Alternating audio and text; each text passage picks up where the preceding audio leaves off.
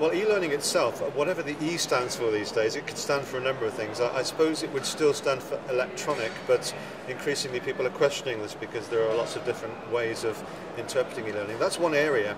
We're also looking at mobile learning, which is obviously ubiquitous, it's pervasive, it's where people move around and interact with each other wherever they are, which I think is quite an interesting development, especially for companies and businesses.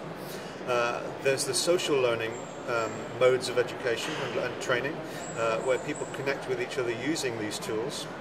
And then, of course, there's the traditional face-to-face type learning, which will never go away. I think there's always going to be a place for face-to-face education and training. The future is looking quite interesting, but we have to be careful when we try and predict the future, because we can be so far wrong that it looks ridiculous. What I see happening are trends in personalization of learning, where individuals are being catered for their needs and their kind of styles and their, I suppose, their proclivities are being catered for through these personalized learning environments and through personal tools like mobile phones and smartphones and so on.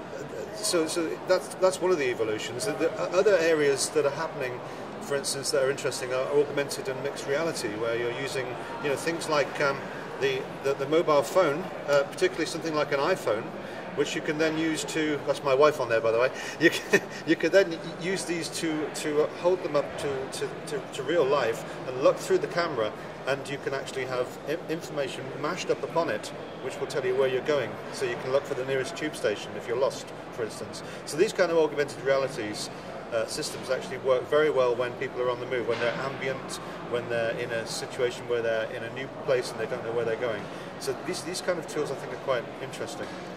Look, don't be afraid of the social media.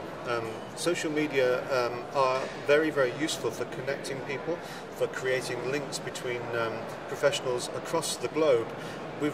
We're in an unprecedented situation here. We've never, ever before had the ability to connect with people so instantly and so critically, in the sense that we can create very quickly our own personal and professional learning networks through things like Twitter and Facebook and LinkedIn and various other tools. Now, some departments and some institutions and some companies are banning this. They're banning their employers from using these, which is retrograde. The reverse should be happening. They should be encouraging it, but within a climate where it's productive for both the company and for the individual. That's what I would say to any HR manager.